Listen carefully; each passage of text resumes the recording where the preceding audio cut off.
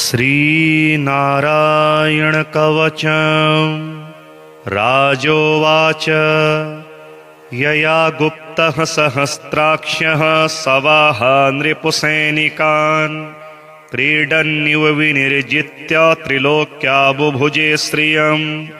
भगवस्तन्ममाख्याहि वर्म नारायणात्मकम् यथा ततायिनः शत्रून् येन गुप्तो जयन्मृधे। श्रीशुक उवाच वृतः पुरोहितस्त्वाष्ट्रो महीन्द्रायानुपृच्छते नारायणाख्यं वरमाह तदिहैकमनः शृणु। विश्वरूप उवाच थौताङ्घ्रिपाणिराचम्य सपवित्र उदङ्मुखः कृतस्वाङ्गकरन्यासो मन्त्राभ्यां वाग्यतः शुचिः। नारायणमयं वरम सन्नहेद्भय आगते पादयोर्जानुनोरुर्वरुदरे हृद्यथोरसि मुखे शिरस्यानुपूर्व्यादोङ्कारादीनि विन्यसेत्। ॐ नमो नारायणायेति विपर्ययमथापि वा कर्ण्यासं ततः कुर्याद्द्वादशाक्षरविद्यया प्रणवादीयकारान्तमङ्गुल्यङ्गुष्टपर्वसु न्यसेदृदय ओङ्कारं विकारमनुमूर्धनि षकारं तो भ्रुवोर्मध्येणकारं शिखया दिशेत् वेकारं नेत्रयोर्युञ्जान्नकारं सर्वसन्धिषु मकारमस्त्रमुद्दिश्य मन्त्रमूर्तिर्भवेद्बुधः सविसर्गं फडन्तं तत् सर्वदिक्षो विनिर्दिशेत्। आत्मानं परमं ध्यायेत् ध्येयं षट्शक्तिभिर्युतं विद्यातेजस्तपो मूर्तिमिमं मन्त्रमुदाहरेत्। ॐ हरिर्विदध्यान् मम सर्वरक्ष्यां न्यस्ताङ्घ्रिपदमः पतगेन्द्रपृष्ठे दरारिचरमासि गदेषु चाप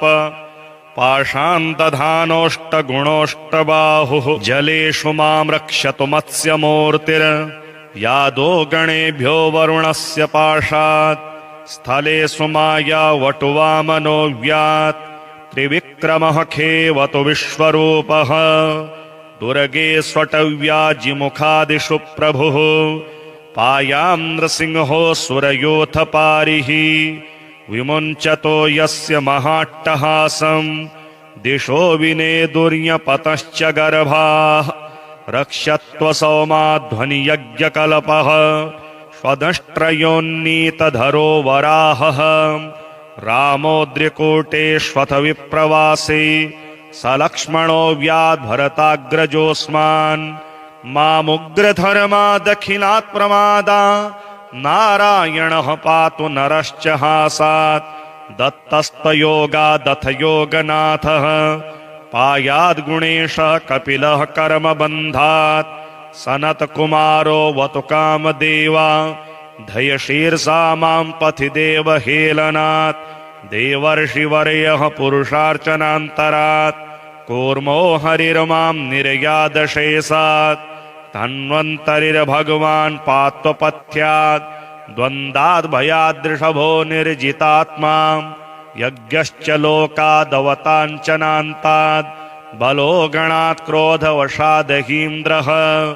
द्वैपायनो भगवान् प्रबोधात् बुद्धस्तु पाखण्डगणप्रमादात् कल्किः कलेः कालमलात् प्रपातु धर्मावनायोर्कृतावतारः मां केशवो गदया प्रातरव्यात् गोविन्द आसङ्गमवात्तवेणुः नारायणः प्राण उदात्तशक्तिर्मध्यं दिने विष्णुररेन्द्रपाणिः देवोपराह्ने मधुहोग्रधन्वा सायं त्रिधामावतु माधवो मां दोषे हृषीकेश उतार्धरात्रे निषेथ एको वतु पद्मनाभः श्रीवत्सधामा पररात्र ईशः प्रत्यूष ईशोऽसि धरो जनार्दनः दामोदरो व्यादनुसन्ध्यं प्रभाते विश्वेश्वरो भगवान् कालमूर्तिः चक्रं युगान्तानलतिग्मनेमि भ्रमत्समन्ताद् भगवत्प्रयुक्तम् दन्दग्धिदन्दग्ध्यरिषेण्यमाशु कक्ष्यं यथा वात सखो हुताशः गदे शनिस्पर्श नविस्फुलिङ्गे निस्पिण्ढि निस्पिण्ढ्य जितप्रियासि कूष्माण्डवैनायक यक्षरक्ष्यो भूतग्रहाश्चूर्णय चूर्णयारीन् त्वं यातु धान प्रमथ प्रेतिमात्री पिशाच विप्रग्रह घोर दृष्टीन् दरेन्द्र विद्रावय कृष्णपूरितो भीमस्वनोरे हृदयानि कम्पयन् त्वमतिगमधारा शिवरारिसैन्य मीशप्रयुक्तो मम छिन्धि छिन्धि चक्षुंसि चरमन् छतचन्द्रछादै द्विषामघोनां हरपापचक्षुषाम् यन्नो भयं गृहेभ्यो भूतकेतुभ्यो नृभ्य एव च सरीसृपेभ्यो दष्ट्रिभ्यो भूतेभ्यो होभ्य एव च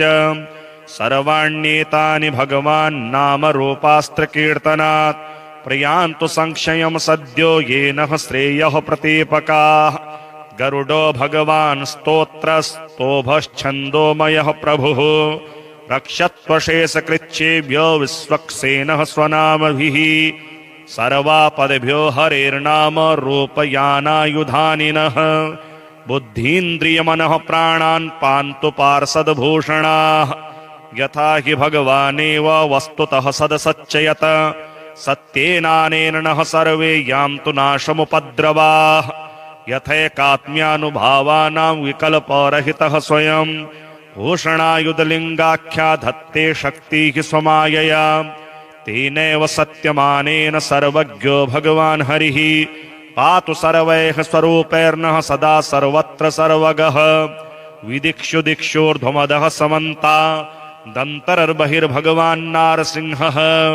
प्रहापयन् लोकभयं स्वनेन स्वतेजसाग्रस्तसमस्ततेजाः भगवन्निदमाख्यातं वर्म नारायणात्मकम् विजेष्यसञ्जसायेन दंशितोऽसुरयोथपान् एतद्धारयमाणस्तु यं यं पश्यति चक्षुषा पदावाशन् स्पृशेत् सद्यः साध्वसात् स विमुच्यते न कुतश्चिद् भयं तस्य विद्यां धारयतो भवेत् राजदस्युग्रहादिभ्यो व्याघ्रादिभ्यश्च कर्हिचित् इमां विद्यां पुरा कश्चित् कौशिको धारयान् द्विजः योगधारणया श्वाङ्गं जहौ सौमरुधन्वनि तस्योपरि विमानेन गन्धर्वपतिरेकदा ययौ चित्ररथस्त्रीभिर्वृतो यत्र द्विजक्षयः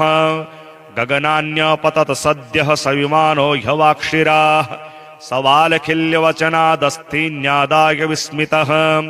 प्रास्य प्राची सरस्वत्यां स्नात्वा धाम समन्वगात् श्रीशुक उवाच य इदं शृणुयात् काले यो धारयति चाद्रितः तं नमस्यन्ति भूतानि मुच्यते सर्वतो भयात् एतां विद्यामधिगतो विश्वरूपा क्षतक्रतुः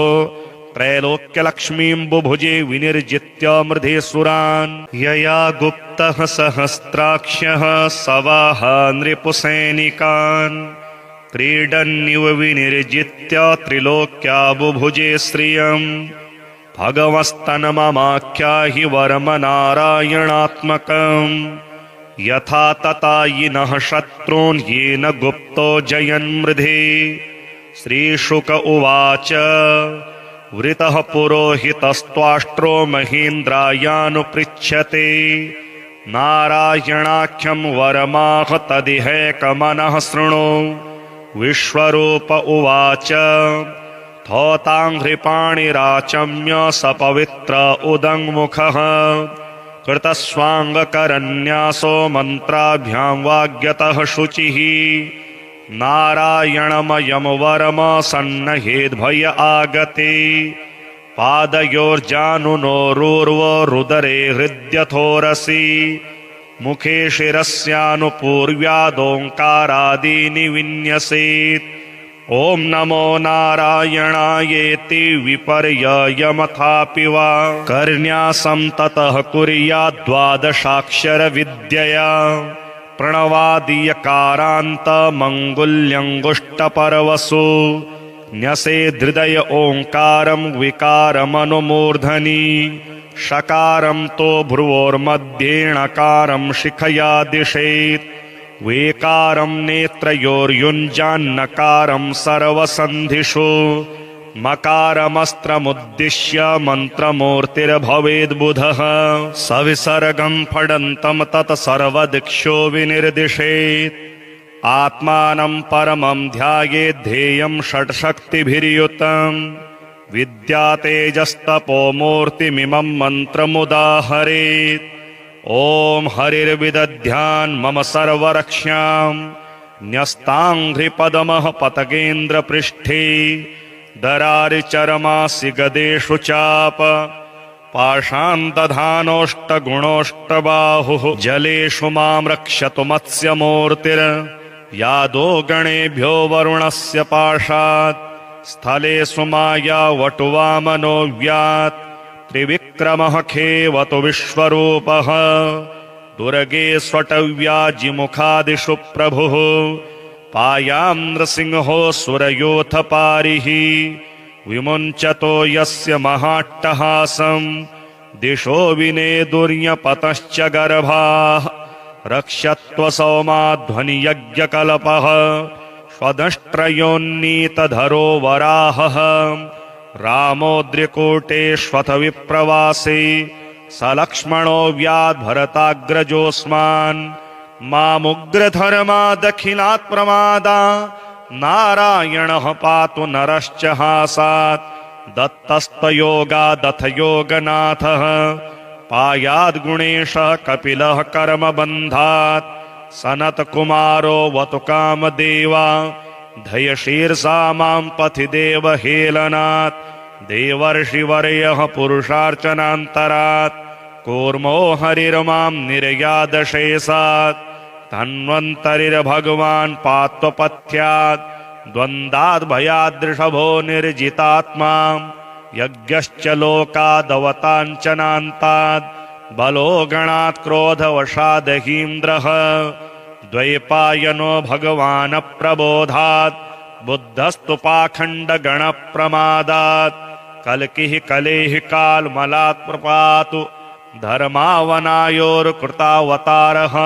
मां केशवो गदया प्रातरव्यात् गोविन्द आसङ्गमवात्तवेणुः नारायणः प्राण उदात्तशक्तिर्मध्यं दिने विष्णुररीन्द्रपाणिः देवोपराह्ने मधुहोग्रधन्वा सायं त्रिधामावतु माधवो मां दोषे हृषीकेश उतार्धरात्रे निषेथ एको वतु पद्मनाभः श्रीवत्सधामा पररात्र ईशः प्रत्यूष ईशोऽसि धरो जनार्दनः दामोदरो व्यादनुसन्ध्यं प्रभाते विश्वेश्वरो भगवान् कालमूर्तिः चक्रं युगान्तानलतिग्मनेमि भ्रमत्समन्ताद् भगवत्प्रयुक्तं दन्दग्धिदन्दग्ध्यरिषेण्यमाशु कक्ष्यं यथावात सखो हुताशः गदे शनिस्पर्श नविस्फुलिङ्गे निस्पिण्ढि निस्पिण्ढ्य जितप्रियासि कूष्माण्डवैनायकयक्षरक्ष्यो भूतग्रहाश्चूर्णयचूर्णयारीन् त्वं यातु धाना प्रमथ प्रेतिमात्री पिशाच विप्रग्रह घोरदृष्टीन् दरेन्द्रविद्रावय कृष्णपूरितो भीमस्वनोरे हृदयानि कम्पयन् त्वमतिगमधारा शिवरारिसैन्य मीशप्रयुक्तो मम छिन्धि छिन्धि चक्षुंसि चरमं छतचन्द्रछादै द्विषामघोनां हरपापचक्षुषां यन्नो भयं गृहेभ्यो भूत्केतुभ्यो नृभ्य एव च सरीसृपेभ्यो दष्ट्रिभ्यो भूतेभ्यो होभ्य एव च सर्वाण्येतानि भगवान् नामरूपास्त्रकीर्तनात् प्रयान्तु संक्षयं सद्यो येन श्रेयः प्रतीपकाः गरुडो भगवान् स्तोत्रस्तोभश्छन्दोमयः प्रभुः रक्षत्वशेषकृच्छेभ्यो विश्वक्सेनः स्वनामभिः सर्वापदभ्यो हरेर्नाम रूपयानायुधानिनः बुद्धीन्द्रियमनः प्राणान् पान्तु पार्षदभूषणाः यथा हि भगवानेव वस्तुतः सदसच्चयत सत्येनानेन नः सर्वे यान्तु नाशमुपद्रवाः यथैकात्म्यानुभावानां विकल्परहितः स्वयं भूषणायुधलिङ्गाख्या धत्ते शक्तिः स्वमायया तेनैव सत्यमानेन सर्वज्ञो भगवान् हरिः पातु सर्वैः स्वरूपैर्नः सदा सर्वत्र सर्वगः विदिक्षु दिक्षूर्ध्वमदः समन्ता दन्तर्बहिर्भगवान्नारसिंहः प्रहापयन् लोकभयं स्वनेन स्वतेजसाग्रस्तसमस्ततेजाः भगवन्निदमाख्यातं वर्म नारायणात्मकं विजेस्यञ्जसायेन दंशितोऽसुरयोथपान् एतद्धारयमाणस्तु यं यं पश्यति चक्षुषा पदावाशं स्पृशेत् सद्यः साध्वसात् स विमुच्यते न कुतश्चिद्भयं तस्य विद्यां धारयतो भवेत् राजदस्युग्रहादिभ्यो व्याघ्रादिभ्यश्च कर्हिचित् इमां विद्यां पुरा कश्चित् कौशिको धारयान् द्विजः योगधारणया स्वाङ्गं जहौ सौमरुधन्वनि तस्योपरि विमानेन गन्धर्वपतिरेकदा ययौ चित्ररथस्त्रीभिर्वृतो यत्र द्विजक्षयः गगनान्यपतत सद्यः स विमानो ह्यवाक्षिराः सवालखिल्यवचनादस्थिन्यादाय विस्मितः प्रास्य प्राची सरस्वत्यां स्नात्वा धाम समन्वगात् श्रीशुक उवाच य इदं शृणुयात् काले यो धारयति चाद्रितः तं नमस्यन्ति भूतानि मुच्यते सर्वतो भयात्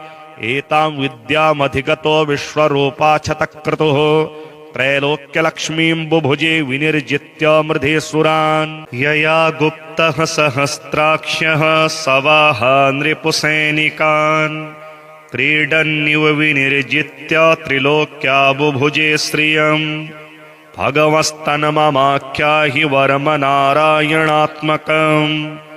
यथा ततायिनः शत्रून् येन गुप्तो जयन्मृधे श्रीशुक उवाच वृतः पुरोहितस्त्वाष्ट्रो महीन्द्रायानुपृच्छते नारायणाख्यं वरमाह तदिहैकमनः शृणु विश्वरूप उवाच थौताङ्घ्रिपाणिराचम्य सपवित्र उदङ्मुखः कृतस्वाङ्गकरन्यासो मन्त्राभ्यां वाग्यतः शुचिः नारायणमयं वरम सन्नहेद्भय आगते पादयोर्जानुनोरुर्वरुदरे हृद्यथोरसि मुखे शिरस्यानुपूर्व्यादोङ्कारादीनि विन्यसेत् ॐ नमो नारायणायेति विपर्ययमथापि वा कर्ण्यासं ततः कुर्याद्द्वादशाक्षरविद्यया प्रणवादीयकारान्तमङ्गुल्यङ्गुष्टपरवसु न्यसेदृदय ओङ्कारं विकारमनुमूर्धनि षकारं तो भ्रुवोर्मध्येणकारं शिखया दिशेत् वेकारं नेत्रयोर्युञ्जान्नकारं सर्वसन्धिषु मकारमस्त्रमुद्दिश्य मन्त्रमूर्तिर्भवेद्बुधः सविसर्गं फडन्तं तत् सर्वदिक्षो विनिर्दिशेत् आत्मानं परमं ध्यायेद्धेयं षट्शक्तिभिर्युतं विद्यातेजस्तपोमूर्तिमिमं मन्त्रमुदाहरेत् ॐ हरिर्विदध्यान् मम सर्वरक्ष्यां न्यस्ताङ्घ्रिपदमः पतगेन्द्रपृष्ठे दरारिचरमासि गदेषु चाप पाषान्तधानोष्टगुणोष्टबाहुः जलेषु मां रक्षतु मत्स्यमूर्तिर्यादो गणेभ्यो वरुणस्य पाशात् स्थलेषु माया वटुवामनो व्यात् त्रिविक्रमः खेवतु विश्वरूपः दुर्गे स्वटव्याजिमुखादिषु प्रभुः पायां नृसिंहो सुरयोथ पारिः विमुञ्चतो यस्य महाट्टहासं दिशो विनेदुर्यपतश्च गर्भाः रक्षत्वसौमाध्वनियज्ञकल्पः स्वदष्ट्रयोन्नीतधरो वराहः रामोद्रिकूटेष्वथ विप्रवासी स लक्ष्मणो व्याद्भरताग्रजोऽस्मान् मामुग्रधर्मा दखिलात् प्रमादा नारायणः पातु नरश्च हासात् दत्तस्तयोगादथ योगनाथः पायाद्गुणेशः कपिलः कर्मबन्धात् सनत्कुमारो वतु कामदेवा धयशीर्षा मां पथि देवहेलनात् देवर्षिवर्यः पुरुषार्चनान्तरात् कूर्मो हरिर्मां निर्यादशेषात् धन्वन्तरिर्भगवान् पात्वपथ्यात् द्वन्द्वाद् भयादृषभो निर्जितात्मा यज्ञश्च लोकादवताञ्चनान्ताद् बलो गणात् क्रोधवशादहीन्द्रः द्वैपायनो भगवान् प्रबोधात् बुद्धस्तु पाखण्डगणप्रमादात् कल्किः कलेः कालमलात् प्रपातु धर्मावनायोर्कृतावतारः मां केशवो गदया प्रातरव्यात् गोविन्द आसङ्गमवात्तवेणुः नारायणः प्राण उदात्तशक्तिर्मध्यं दिने विष्णुररीन्द्रपाणिः देवोपराह्ने मधुहोग्रधन्वा सायं त्रिधामावतु माधवो मां दोषे हृषीकेश उतार्धरात्रे निषेथ एको वतु पद्मनाभः श्रीवत्सधामा पररात्र ईशः प्रत्यूष ईशोऽसि धरो जनार्दनः दामोदरो व्यादनुसन्ध्यं प्रभाते विश्वेश्वरो भगवान् कालमूर्तिः चक्रं युगान्तानलतिग्मनेमि भ्रमत्समन्ताद् भगवत्प्रयुक्तं दन्दग्धिदन्दग्ध्यरिषेण्यमाशु कक्ष्यं यथावात सखो हुताशः गदे शनिस्पर्श नविस्फुलिङ्गे निस्पिण्ढि निस्पिण्ढ्य जितप्रियासि कूष्माण्डवैनायक यक्षरक्ष्यो भूतग्रहाश्चूर्णय चूर्णयारीन् त्वं यातु धान प्रमथ प्रेतिमात्री पिशाच विप्रग्रह घोरदृष्टीन् दरेन्द्रविद्रावय कृष्णपूरितो भीमस्वनोरे हृदयानि कम्पयन् त्वमतिगमधारा शिवरारिसैन्य मीशप्रयुक्तो मम छिन्धि छिन्धि चक्षुंसि चरमं छतचन्द्रछादै द्विषामघोनां हरपापचक्षुषां यन्नो भयं गृहेभ्यो भूतकेतुभ्यो नृभ्य एव च सरीसृपेभ्यो दष्ट्रिभ्यो भूतेभ्यो होभ्य एव च सर्वाण्येतानि भगवान् नामरूपास्त्रकीर्तनात् प्रयान्तु संक्षयं सद्यो येन श्रेयः प्रतीपकाः गरुडो भगवान् स्तोत्रस्तोभश्छन्दोमयः प्रभुः रक्षत्वशेषकृच्छेभ्यो विश्वक्सेनः स्वनामभिः सर्वापदभ्यो हरेर्नाम रूपयानायुधानिनः बुद्धीन्द्रियमनः प्राणान् पान्तु पार्षदभूषणाः यथा हि भगवानेव वस्तुतः सदसच्चयत सत्येनानेन नः सर्वे यान्तु नाशमुपद्रवाः यथैकात्म्यानुभावानां विकल्परहितः स्वयं भूषणायुधलिङ्गाख्या धत्ते शक्तिः स्वमायया तेनैव सत्यमानेन सर्वज्ञो भगवान् हरिः पातु सर्वैः स्वरूपैर्नः सदा सर्वत्र सर्वगः विदिक्षु दिक्षोर्ध्वमदः समन्ता दन्तर्बहिर्भगवान् नारसिंहः प्रहापयन् लोकभयं स्वनेन स्वतेजसाग्रस्त समस्ततेजाः भगवन्निदमाख्यातं वर्म नारायणात्मकं विजेष्यस्सञ्जसायेन दंशितोऽसुरयोथपान् एतद्धारयमाणस्तु यं यं पश्यति चक्षुषा पदावाशं स्पृशेत् सद्यः साध्वसात्स विमुच्यते न कुतश्चिद् भयं तस्य विद्यां धारयतो भवेत् राजदस्युग्रहादिभ्यो व्याघ्रादिभ्यश्च कर्हिचित् इमां विद्यां पुरा कश्चित् कौशिको धारयान् द्विजः योगधारणया स्वाङ्गं जहौ सौमरुधन्वनि तस्योपरि विमानेन गन्धर्वपतिरेकदा ययौ चित्ररथस्त्रीभिर्वृतो यत्र द्विजक्षयः गगनान्यपतत सद्यः स विमानो ह्यवाक्षिराः सवालखिल्यवचनादस्तीन्यादाय विस्मितः प्रास्य प्राची सरस्वत्यां स्नात्वा धाम समन्वगात् श्रीशुक उवाच य इदं शृणुयात् काले यो धारयति चाद्रितः तं नमस्यन्ति भूतानि मुच्यते सर्वतो भयात् एतां विद्यामधिगतो विश्वरूपा क्षतक्रतुः त्रैलोक्यलक्ष्मीं बुभुजे विनिर्जित्य मृधेसुरान् यया गुप्तः सहस्राक्ष्यः सवाह नृपुसैनिकान् क्रीडन्निव विनिर्जित्य त्रिलोक्या बुभुजे श्रियम् भगवस्तन्ममाख्याहि वर्मनारायणात्मकम् यथा ततायिनः शत्रून् येन गुप्तो जयन्मृधे श्रीशुक उवाच वृतः पुरोहितस्त्वाष्ट्रो महीन्द्रायानुपृच्छते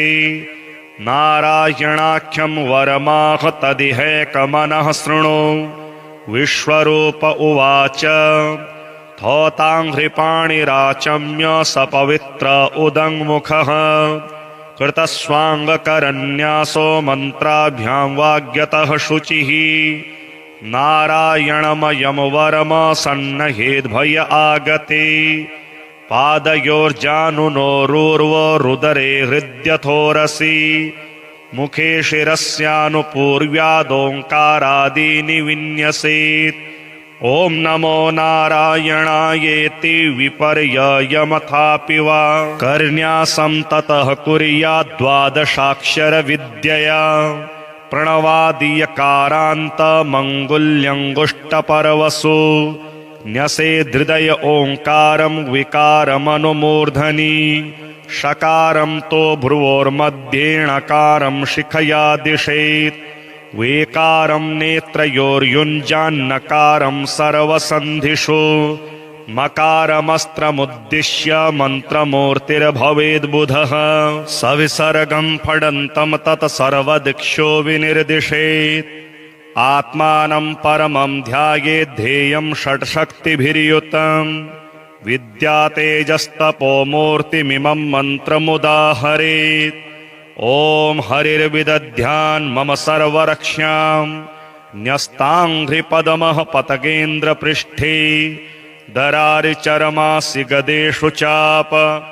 पाषान्तधानोष्टगुणोष्टबाहुः जलेषु मां रक्षतु मत्स्यमूर्तिर् यादो गणेभ्यो वरुणस्य पाशात् स्थलेषु माया वटुवामनो व्यात् त्रिविक्रमः खेवतु विश्वरूपः दुर्गे स्वटव्याजिमुखादिषु प्रभुः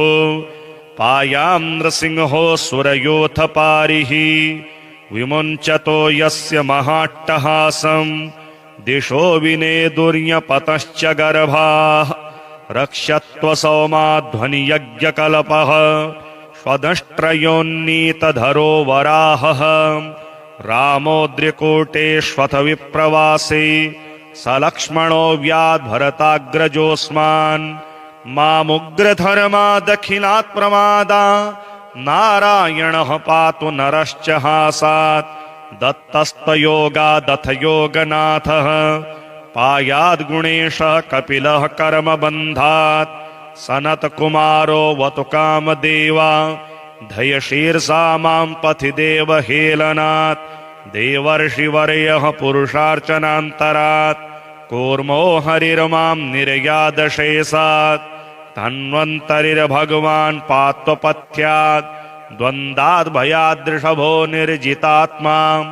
यज्ञश्च लोकादवताञ्चनान्तात् बलो गणात् क्रोधवशादहीन्द्रः द्वैपायनो भगवान् प्रबोधात् बुद्धस्तु पाखण्डगणप्रमादात् कल्किः कलेः कालमलात् प्रपातु धर्मावनायोर्कृतावतारः मां केशवो गदया प्रातरव्यात् गोविन्द आसङ्गमवात्तवेणुः नारायणः प्राण उदात्तशक्तिर्मध्यं दिने विष्णुररीन्द्रपाणिः देवोपराह्ने मधुहोग्रधन्वा सायं त्रिधामावतु माधवो मां दोषे हृषीकेश उतार्धरात्रे निषेथ एको वतु पद्मनाभः श्रीवत्सधामा पररात्र ईशः प्रत्यूष ईशोऽसि धरो जनार्दनः दामोदरो व्यादनुसन्ध्यं प्रभाते विश्वेश्वरो भगवान् कालमूर्तिः चक्रं युगान्तानलतिग्मनेमि भ्रमत्समन्ताद् भगवत्प्रयुक्तं दन्दग्धिदन्दग्ध्यरिषेण्यमाशु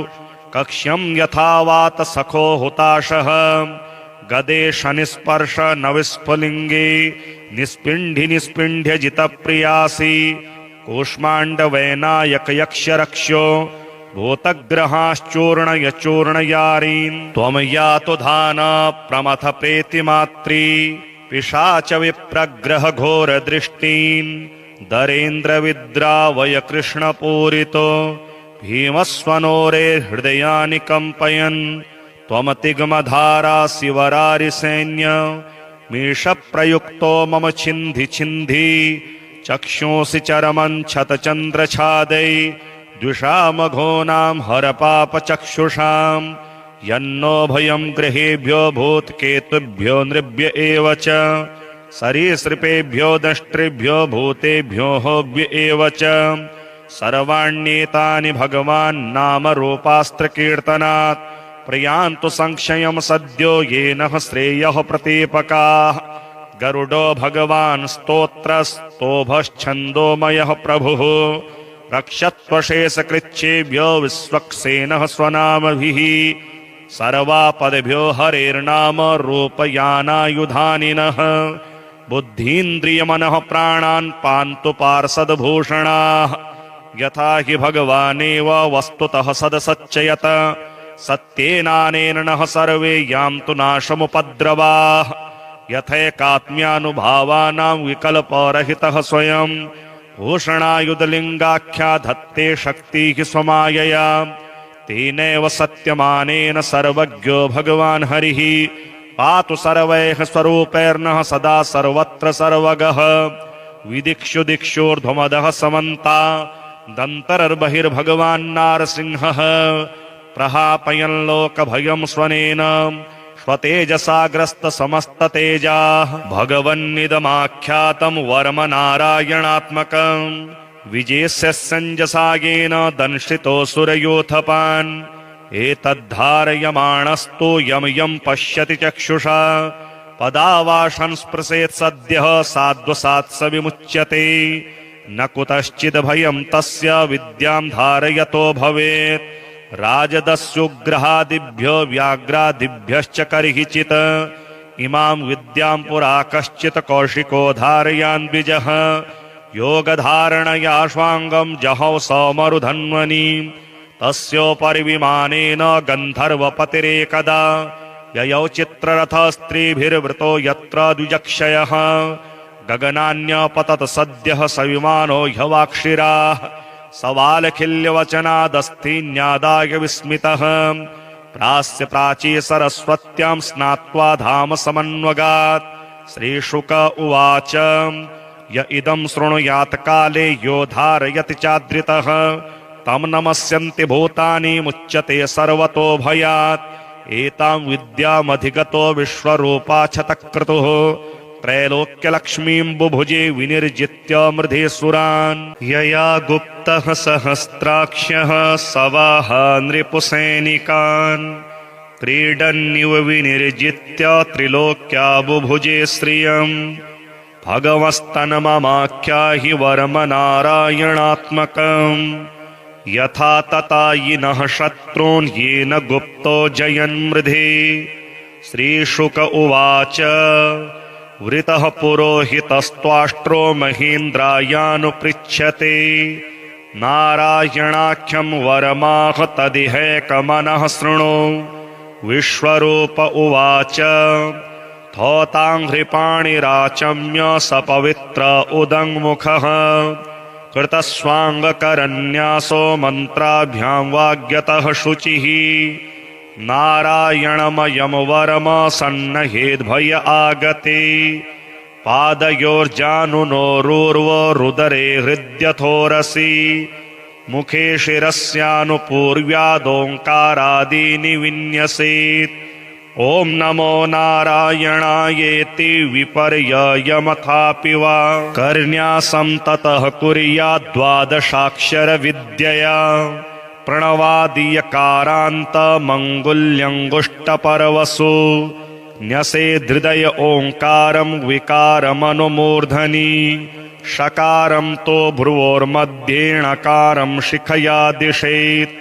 वेकारं नेत्रयोर्युञ्जान्नकारं सर्वसन्धिषु मकारमस्त्रमुद्दिश्य मन्त्रमूर्तिर्भवेद्बुधः सविसर्गं फडन्तं तत् सर्वदिक्षो विनिर्दिशेत् आत्मानं परमं ध्यायेत् ध्येयं षट्शक्तिभिर्युतम् विद्यातेजस्तपो मूर्तिमिमं मन्त्रमुदाहरेत् ॐ हरिर्विदध्यान् मम सर्वरक्ष्यां न्यस्ताङ्घ्रिपदमः पतगेन्द्रपृष्ठे दरारिचरमासि गदेषु चाप पाषान्तधानोष्टगुणोष्टबाहुः जलेषु मां रक्षतु मत्स्यमूर्तिर्यादो गणेभ्यो वरुणस्य पाशात् स्थलेषु माया वटुवामनो व्यात् त्रिविक्रमः खेवतु विश्वरूपः दुर्गे स्वटव्याजिमुखादिषु प्रभुः पायां नृसिंहो सुरयोऽथ पारिः विमुञ्चतो यस्य महाट्टहासं दिशो विनेदुर्यपतश्च गर्भाः रक्षत्वसौमाध्वनियज्ञकल्पः स्वदष्ट्रयोन्नीतधरो वराहः रामोद्रिकूटेष्वथ विप्रवासी सलक्ष्मणो व्याद्भरताग्रजोऽस्मान् मामुग्रधर्मादखिलात् प्रमादा नारायणः पातु नरश्च हासात् दत्तस्तयोगादथ योगनाथः पायाद्गुणेशः कपिलः कर्मबन्धात् सनत्कुमारो वतु कामदेवा धयशीर्षा मां पथि देवहेलनात् देवर्षिवर्यः पुरुषार्चनान्तरात् कूर्मो हरिर्मां निर्यादशेषात् धन्वन्तरिर्भगवान् पात्वपथ्यात् द्वन्द्वाद् भयादृषभो निर्जितात्मा यज्ञश्च लोकादवताञ्चनान्ताद् बलो गणात् क्रोधवशादहीन्द्रः द्वैपायनो भगवान् प्रबोधात् बुद्धस्तु पाखण्डगणप्रमादात् कल्किः कलेः कालमलात् प्रपातु धर्मावनायोर्कृतावतारः मां केशवो गदया प्रातरव्यात् गोविन्द आसङ्गमवात्तवेणुः नारायणः प्राण उदात्तशक्तिर्मध्यं दिने विष्णुररेन्द्रपाणिः देवोपराह्ने मधुहोग्रधन्वा सायं त्रिधामावतु माधवो मां दोषे हृषीकेश उतार्धरात्रे निषेथ एको वतु पद्मनाभः श्रीवत्सधामा पररात्र ईशः प्रत्यूष ईशोऽसि धरो जनार्दनः दामोदरो व्यादनुसन्ध्यं प्रभाते विश्वेश्वरो भगवान् कालमूर्तिः चक्रं युगान्तानलतिग्मनेमि भ्रमत्समन्ताद् भगवत्प्रयुक्तं दन्दग्धिदन्दग्ध्यरिषेण्यमाशु कक्ष्यं यथा वात सखो हुताशः गदे शनिस्पर्श नविस्फुलिङ्गे निस्पिण्ढि निस्पिण्ढ्य जितप्रियासि कूष्माण्डवैनायक यक्षरक्ष्यो भूतग्रहाश्चूर्णय चूर्णयारीन् त्वं यातु धाना प्रमथ प्रेतिमात्री पिशाच विप्रग्रह घोरदृष्टीन् दरेन्द्रविद्रावय कृष्णपूरितो भीमस्वनोरे हृदयानि कम्पयन् त्वमतिगमधारा शिवरारिसैन्य मीशप्रयुक्तो मम छिन्धि छिन्धि चक्षुंसि चरमं छतचन्द्रछादै द्विषामघोनां हरपापचक्षुषां यन्नो भयं गृहेभ्यो भूतकेतुभ्यो नृभ्य एव च सरीसृपेभ्यो दष्ट्रेभ्यो भूतेभ्यो होभ्य एव च सर्वाण्येतानि भगवान् नामरूपास्त्रकीर्तनात् प्रयान्तु संक्षयं सद्यो येन श्रेयः प्रतीपकाः गरुडो भगवान् स्तोत्रस्तोभश्छन्दोमयः प्रभुः रक्षत्वशेषकृच्छेभ्यो विश्वक्सेनः स्वनामभिः सर्वापदभ्यो हरेर्नाम रूपयानायुधानिनः बुद्धीन्द्रियमनः प्राणान् पान्तु पार्षदभूषणाः यथा हि भगवानेव वस्तुतः सदसच्चयत सत्येनानेन नः सर्वे यान्तु नाशमुपद्रवाः यथैकात्म्यानुभावानां विकल्परहितः स्वयं भूषणायुधलिङ्गाख्या धत्ते शक्तिः स्वमायया तेनैव सत्यमानेन सर्वज्ञो भगवान् हरिः पातु सर्वैः स्वरूपैर्नः सदा सर्वत्र सर्वगः विदिक्षु दिक्षोर्ध्वमदः समन्ता दन्तर्बहिर्भगवान् नारसिंहः प्रहापयन् लोकभयं स्वनेन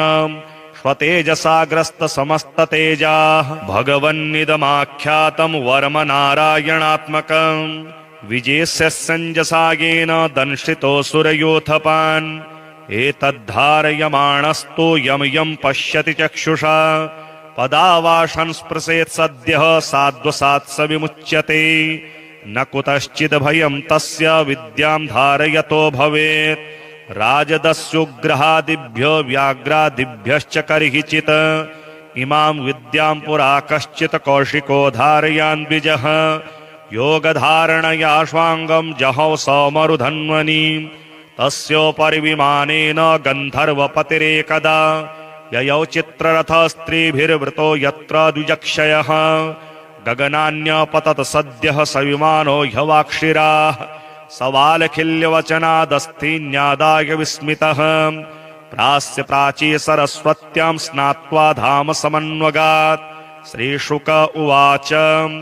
य इदं शृणुयात् काले यो धारयति चाद्रितः तं नमस्यन्ति भूतानि मुच्यते सर्वतो भयात् एतां विद्यामधिगतो विश्वरूपा क्षतक्रतुः त्रैलोक्यलक्ष्मीं बुभुजे विनिर्जित्य मृधे सुरान्।